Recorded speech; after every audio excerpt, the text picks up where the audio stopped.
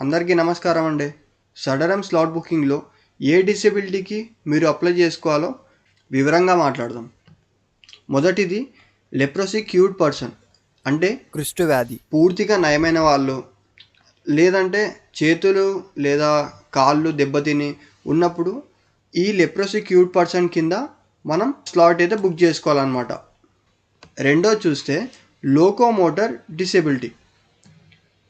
చాలామందికి కాళ్ళు లేదా చేతులు సరిగ్గా కదలకపోవడం, కొంతమందికి నడవడంలో సమస్య ఉంటుంది, అంటే నడవలేకపోతుంటారు.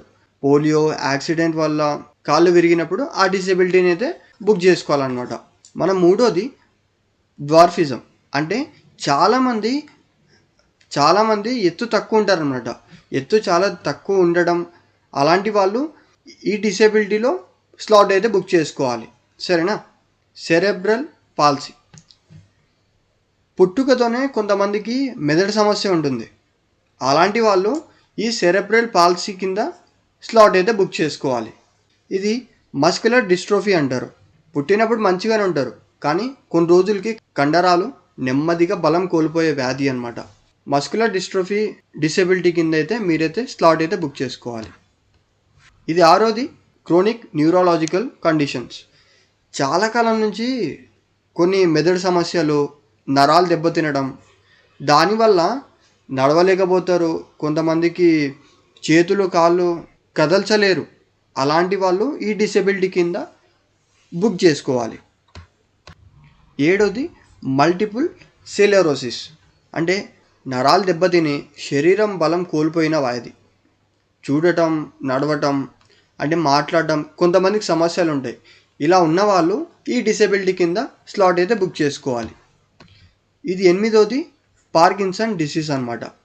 చాలామందికి వణుకొస్తుంటుంది, అలాంటి వాళ్ళు చేతులు కాళ్ళు కదలడం కష్టమయ్యే వ్యాధి అనమాట. ఇలాంటి వాళ్ళు పార్కిన్సన్స్ డిసీజ్ కింద మీరైతే స్లాట్ బుక్ చేసుకోవాలి. హియరింగ్ ఇంపైర్మెంట్, అంటే చెవులతో సరిగ్గా వినలేకపోవడం. చాలామందికి వినపడే శక్తి ఉండదన్నమాట, కొంచెం వినడం లేదా పూర్తిగా వినకపోవడం.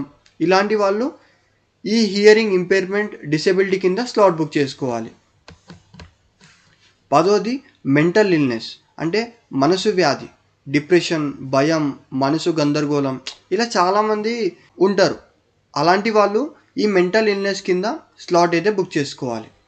తర్వాత ఇంటెలెక్చువల్ డిసేబిలిటీ, అంటే మందబుద్ధి చాలామందికి ఉంటుంది.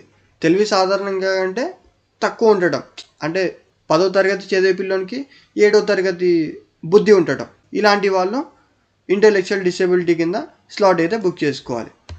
ఇంకా తర్వాత కంటి చూపు, అంటే బ్లైండ్నెస్, కంటి చూపు పూర్తిగా లేని వాళ్ళు ఈ డిసేబిలిటీ కింద స్లాట్ అయితే బుక్ చేసుకోవాలి.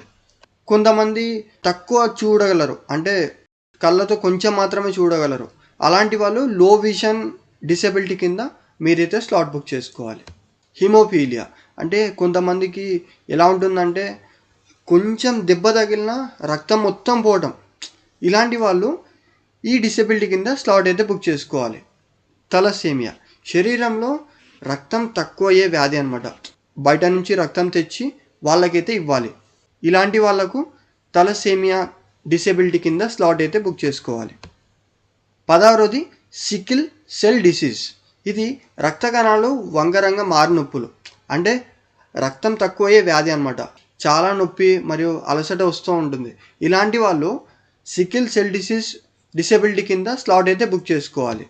అండ్ 17వది కొంతమందికి యాసిడ్ పడి, అంటే శరీరం దెబ్బతినడం, ఇలాంటి వాళ్ళు ఈ డిసేబిలిటీ కింద స్లాట్ అయితే బుక్ చేసుకోవాలి. 18వది మాట్లాడడం లేదా భాష అర్థం కాకపోవడం, మాటలు స్పష్టంగా రాకపోవడం, అంటే ఏవైతే మాట్లాడుతున్నామో ఆ పదాలు బయటికి సరిగ్గా రాకపోవడం. ఇలాంటి సమస్యలు ఉన్న వాళ్ళు స్పీచ్ అండ్ లాంగ్వేజ్ డిసేబిలిటీ కింద స్లాట్ అయితే బుక్ చేసుకోవాలి. స్పెసిఫిక్ లెర్నింగ్ డిసేబిలిటీ, అంటే చదవడం రాకపోవడం, రాయడం రాకపోవడం. తెలివి సాధారణంగా ఉంటుంది, కానీ చదువు కష్టంగా ఉంటుంది అనమాట, అంటే ఎక్కదు. ఇలాంటి వాళ్ళు స్పెసిఫిక్ లెర్నింగ్ డిసేబిలిటీ కింద స్లాట్ అయితే బుక్ చేసుకోవాలి. తర్వాత ఆటిజం స్పెక్ట్రమ్ డిసార్డర్ అనమాట. అంటే చాలామంది ఇతరులతో కలవడం, మాట్లాడడం, ప్రవర్తనలో ఒక రకంగా ఉంటారనమాట. అంటే చాలామందికి ఒంటరిగా ఉండాలనిపిస్తుంది. ఇలాంటి వాళ్ళు ఆటిజం స్పెక్టర్ డిసార్డర్ కింద స్లాట్ అయితే బుక్ చేసుకోవాలి. మల్టిపుల్ డిసేబిలిటీస్ అంటే ఒకటి కంటే ఎక్కువ వైకల్యాలు. అంటే ఇప్పుడు కొంతమందికి కళ్ళు కనిపించకపోవడం, చెవులు లేదా మెదడు సమస్య ఉంటుంది. ఇలాంటి వాళ్ళు మల్టిపుల్ డిసేబిలిటీస్ కింద స్లాట్ అయితే బుక్ చేసుకోవాలి. మీకు ఇది అర్థం కాకున్నా కామెంట్లో చెప్పండి, నేను వివరంగా మీకు అర్థమయ్యేటట్టు చెప్తాను. మా ఛానల్ కొత్త అయితే సబ్స్క్రైబ్ చేసుకోండి. ధన్యవాదాలు.